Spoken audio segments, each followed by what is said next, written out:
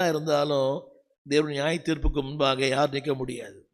கரங்களை உயர்த்தி சொல்கிறாங்களே, இயற்கை சீற்றம்னு சொல்கிறாங்களே, நீ எவ்வளோ பாதுகாப்பாக இருந்தாலும், ஜப்பான் உலகத்திலேயே டெக்னாலஜியில் வளர்ந்த ஒரு நாடு. உலகத்திலேயே சமீபத்தில் அந்த ஜப்பானுக்கு போகிற ஒரு வாய்ப்பை ஆண்டவர் தந்தார். ஒரு 10 நாட்கள் அங்கே ஊழியம் செய்யும்படி கிருபை தந்தார்.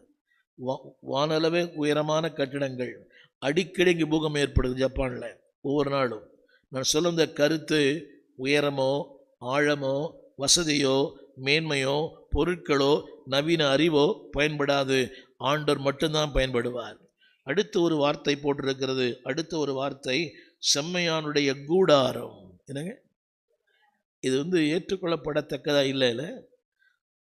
செம்மையானவனுக்கு கூடாரமா, துன்மார்க்கனுக்கு வீடாம். புரியவே இல்லை. உலகத்தை எதுக்கு மதிப்பு எனக்கு தெரியுமா? வீட்டை பார்த்து தான் பொண்ணு எடுக்கிறான், வீட்டை பார்த்து தான் பொண்ணே கொடுக்குறான். வீடு நல்லா இல்லை. சமீபத்தில் ஒரு நல்ல ஒரு ஆவிக்குரிய பெண்ணை ஒரு பையனுக்கு சொன்னேன். ஒரு ஆவிக்குரிய பெண்ணு, ஊழியம் பண்ணுற பொண்ணு. அந்த பாஸ்டர் சொல்கிறாரு, பாஸ்டர் சண்டே ஸ்கூல் நடத்தும், ஆராதனை நடத்தும், ஜெபம் நடத்தும், நல்ல பிரசங்கம் பண்ணுற பொண்ணு, நல்ல வேலை செய்யுது. சொன்னால் இந்த அம்மா சொல்கிறாங்க, அந்த வீட்டினுடைய படிக்கட்டு ரொம்ப சின்னதாக இருக்குதான். படிக்கட்டு சின்னதாக இருக்குதான். அது வாடகை வீடு, இப்போ வேணால் மாற்றலாம். இப்போ மக்களுக்கு எது புரியல இப்போ தெரியுமா?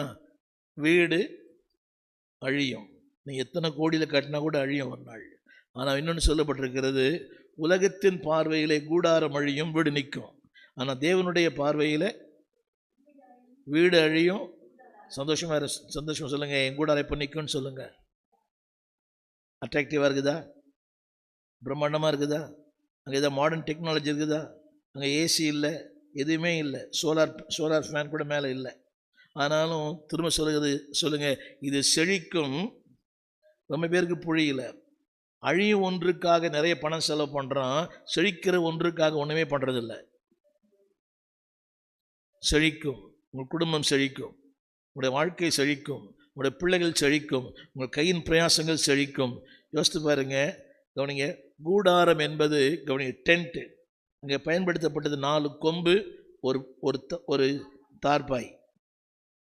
அது வாசல் இருக்குதா? ஜன்னல் இருக்குதா? கரண்ட் இருக்குதா? ஏசி இருக்குதா? இன்னைக்கு பிள்ளைங்களாம் ஏசியில் தூக்கம் வரல பாஸ்டர், ஏசி வரலன்னா, ஃபேன் இல்லைன்னா தூக்கமே முடியாதுன்னு சொல்கிறவங்களாம் இருக்கிறாங்க. சரி, பரவாயில்ல, அது உங்கள் சூழ்நிலை அது மாதிரி. ஆனால் எதுவுமே இல்லாத ஒருத்தருடைய வீட்டை கர்த்தர் ஆஸ்வதிக்கிறாராம்.